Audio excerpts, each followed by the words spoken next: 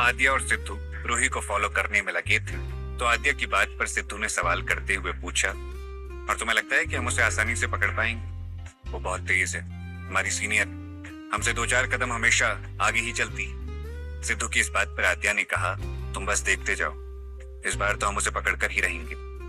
आद्या की कार भी शहर से बाहर निकल चुकी थी। उसे जल्द से जल्द रूही का पीछा करते हुए उसके कारनामों का पता लगाना था। तो वहीं दूसरी तरफ मिस्टर देवराय ने अपनी कार को साइड में रोका, जिसके बाद उन्होंने विक्रांत से कहा, इससे आगे हमें पैदल चलकर जाना होगा। विक्रांत ने इस बात पर हाँ में गर्दन हिलाई और फिर कार से नीचे उतरते हुए बोला, वैसे हमें और कितना चलना होगा? लगभग आधा किलोमीटर और चलना है, मिस्टर देवराय ने कार लॉक करते हुए कहा। फिर दोनों बाप बेटे एक साथ वहां से निकले। तभी मिस्टर देवराय ने पूछा, वैसे हमें यहाँ क्या काम है? शाम हो चुकी है, तो ज्यादा देर तक हमारा यहाँ रुकना सेफ नहीं होगा, हमें वक्त रहते यहाँ से निकलना होगा। ये सुन के विक्रांत ने सवाल करते हुए कहा, यहाँ किससे डर हो सकता है? क्या यहाँ कोई रहता है?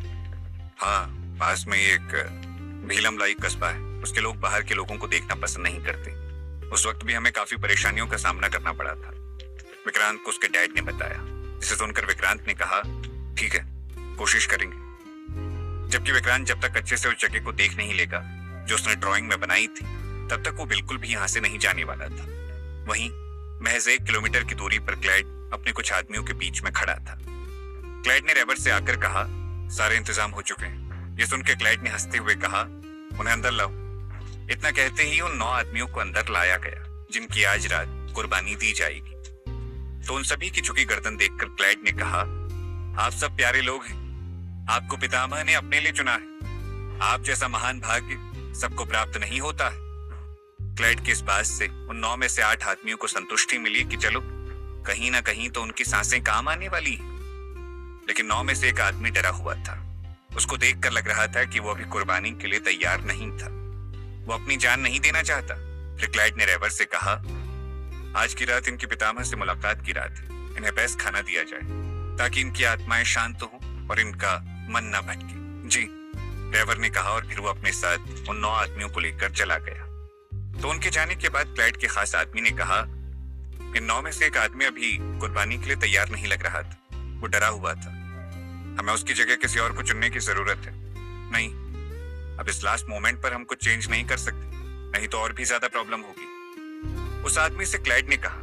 आदमी थोड़ा सोच में पड़ चुका था, तो उसने आगे कहा, पर इस तरह हम पितामह को खुश नहीं कर पाएंगे, और मिथिली को इसका एहसास हुआ तो वो शायद ही पहले कुर्बानी के लिए तलवार उठाएगी। ये सुनकर क्लाइड सोच में पड़ गया, लेकिन अब इस आखिरी पल में वो कुछ नया नहीं करना चाहता। उसे डर है कि अगर उसने कुछ किया तो आज की रात भी वेस्ट न चली जाए। वहीं दूसरी तरफ विक्रांत और उसके डैड दोनों चलते हुए काफी चौकन्ने थे। चारों तरफ उनकी नजर थी। अचानक से मिस्टर देवराय ने विक्रांत के कंधे पर हाथ रखते हुए पूछा, तुमने इस गुफा को कितनी बार सपने में देखा है?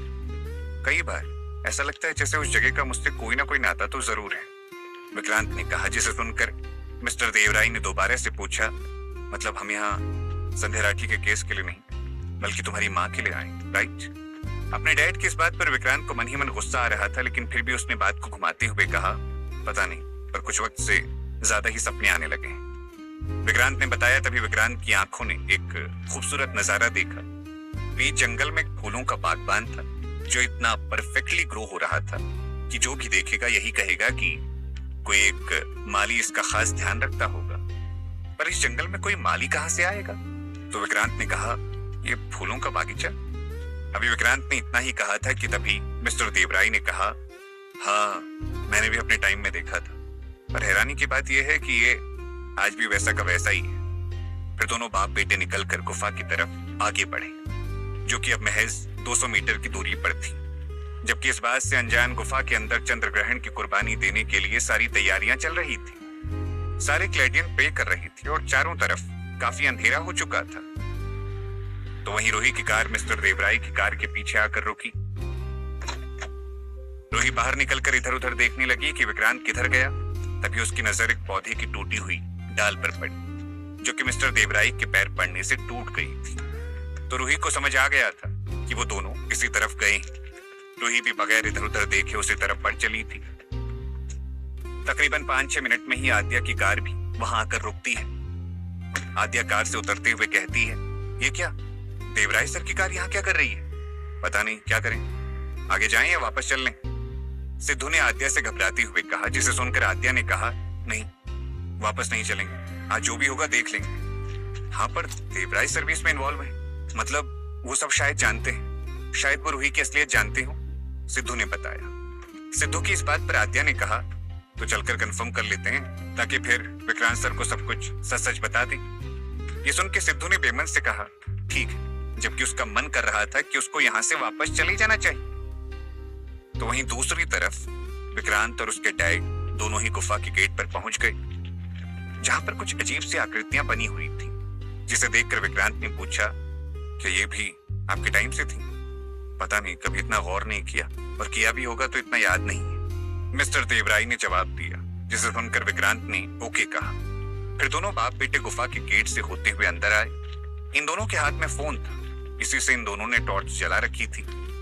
तभी विक्रांत को याद आया कि उसके बैग में टॉर्च भी रखी है शायद। तो जब विक्रांत ने बैग में देखा तो उसे वो मिल गई, जिसके बाद विक्रांत ने टॉर्च निकाल कर ऑन करते हुए कहा, अब सही रहेगा, सब कुछ अच्छे से क्लियर दिख रहा है। हाँ, पर रात काफी हो चुकी है, बाहर अंधेरा पड़ गया है, हम यहाँ कितनी देर तक रुकने वाले हैं? मिस्टर देवराय ने पूछा, जिसके जवाब में विक्रांत ने कहा, पता नहीं, देखते हैं। ये गुफा 2-3 किलोमीटर लंबी थी, लेकिन इसके कई रास्ते ब्लॉक हो रखे थे। जहां एक तरफ विक्रांत अपने डैड के साथ गुफा में एंटर कर चुका था, तो वहीं दूसरी तरफ क्लैड अभी तक इस बात से अनजान है कि कोई बाहर का आदमी इस गुफा में एंटर कर चुका है। तो फिर विक्रांत ने चलते चलते कहा, थैंक्स मेरे सपनों पर भरोसा करने के लिए। ये सुन के मिस्टर देवराय को लगा कि उनका यहाँ आना सफल हुआ। अपनी जिस गलती को वो सुधार नहीं पा रहे थे, अब उम्मीद है कि वो उसे सुधार लेंगे और फिर से दोनों बाप बेटों के बीच पहले जैसा रिश्ता हो जाएगा शायद। लेकिन बात अभी भी शायद पर टिकी है, हो सकता है इसका पूरा ही उल्टा हो। वहीं दूसरी तरफ क्लैड अपने खास आदमी की बात सुन के सोच में पड़ गया था। यूं तो क्लैड किसी की बातें नहीं मानता था, लेकिन अपने खास आदमी की बातें उसके लिए मायने रखती हैं। तो फिर क्लैड से उस खास आदमी ने कहा, हमारे पास अब ज्यादा वक्त नहीं है, आपको जल्द से जल्द फैसला लेना होगा। ये सुन के क्लैड ने हाँ में गर्दन हिलाई और उसके ऊपर अपनी ग्लैडियन के मुखिया की ड्रेस पहनी, जो कि रंगों का कपड़ा था। इसके अलावा अभी भी क्लैड ने ब्लैक कोट पैंट ही पहन रखा था। क्लैड ने अपने खास आदमी को जवाब देते हुए कहा, आखिरी मिनट पर किसी दूसरे आदमी को लाना वो 8 आदमियों में कहीं सवाल पैदा कर देगा, जो अभी खुशी खुशी अपनी कुर्बानी देने को तैयार है। ठीक है, तो अब बस सारी बात मिथिली पर टिकी हुई है। उन्हें अगर यह एहसास नहीं हुआ कि 9 में से एक आदमी अभी भी तैयार नहीं है और उन्होंने तलवार उठाकर पहली कुर्बानी दे दी, फिर तो कोई समस्या ही नहीं होगी, उस आदमी ने कहा। वहीं दूसरी तरफ रूही जब गुफा के सामने आई तो उसने खुद से कहा, विक्रांत यहाँ क्या करने आया है? कहीं उसे मेरे बारे में सब कुछ पता तो नहीं लग गया? लेकिन फिर भी यहाँ वो क्या करेगा? यहाँ तो ऐसा कुछ है भी नहीं। रूही की इस बात से मालूम चल रहा है कि अभी शायद वो भी अनजान है कि क्लाइड इस गुफा के अंदर क्या करने वाला है, या यहाँ क्लाइड पहले से मौजूद है, जो कि कई सारे सवाल खड़ा करता है कि अगर रूही को क्लाइड और क्लाइडियन की इस कुर्बानी के बारे में नहीं पता, तो फिर किसने रेवर को खबर दी थी कि विक्रांत शहर से निकलकर उन्हीं की तरफ आ रहा है? और तो और इतने दिन से रूही विक्रांत से भाग क्यों रही थी? जवाब कम और सवाल ज्यादा हो चुके हैं। पर फिर रूही ने इधर उधर देखा और फोन की टॉर्च से जमीन पर देखा तो उसे हल्के से पैरों के निशान दिखाई दी, जिसके बाद रूही ने भी गुफा के अंदर की तरफ कदम बढ़ाए। विक्रांत और मिस्टर देवराय धीरे धीरे बातें करते हुए आगे बढ़ रहे थे। मिस्टर देवराय ने विक्रांत से सवाल करते हुए पूछा, क्या तुम बताओगे हम यहाँ ढूंढने क्या आए हैं? मिस्टर देवराय के सवाल पर विक्रांत को जवाब देता तभी उन्हें गुफा के दूसरे रास्ते से रोशनी आती दिखी, जो कि धीरे धीरे ज्यादा हो रही थी। इस गुफा में एक मोड़ है, जहां दूसरी तरफ से क्लैडियन हाथ में मोमबत्ती लिए आ रही थी। ये देखकर विक्रांत ने हल्की सी आवाज में अपने डैड से पूछा, क्या यहाँ पर लोग रहते हैं? नहीं, मिस्टर देवराय ने जवाब दिया, जबकि वो भी ठीक से नहीं जानते थे कि यहाँ इस गुफा में चल क्या रहा है। तो फिर विक्रांत ने अपनी टॉर्च ऑफ करते हुए कहा, हम यहाँ छुप जाते हैं, उन्हें नहीं दिखेंगे। ये सुनकर मिस्टर क्लैड कुछ कहने वाले थे, तभी क्लैडियन काफी करीब आ गए। तो फिर मिस्टर क्लैड चुप रहे और फिर दोनों बाप बेटे छिप गए। लेकिन जैसे ही सारे क्लैडियन उनके सामने से निकले, विक्रांत ने भी उन्हें पीछे से ज्वाइन कर लिया।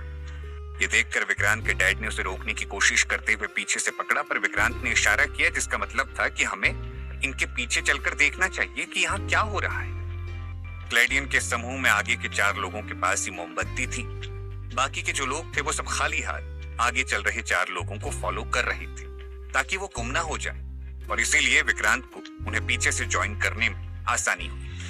लेकिन उनके सफेद कपड़े और विक्रांत के नॉर्मल कपड़े अभी भी समस्या बन सकते थे। विक्रांत के पकड़े जाने के चांस 100% बढ़ चुके थे। मिस्टर देवराय को भी कुछ समझ में नहीं आ रहा था कि ये सब क्या हो रहा था। क्या आज की रात विक्रांत की जिंदगी हमेशा हमेशा के लिए बदल कर रख देगी, और क्या विक्रांत के मौजूद रहते क्लैड अपने मकसद में कामयाब हो पाएगा या फिर नहीं? क्या विक्रांत अपनी मां को ढूंढ पाएगा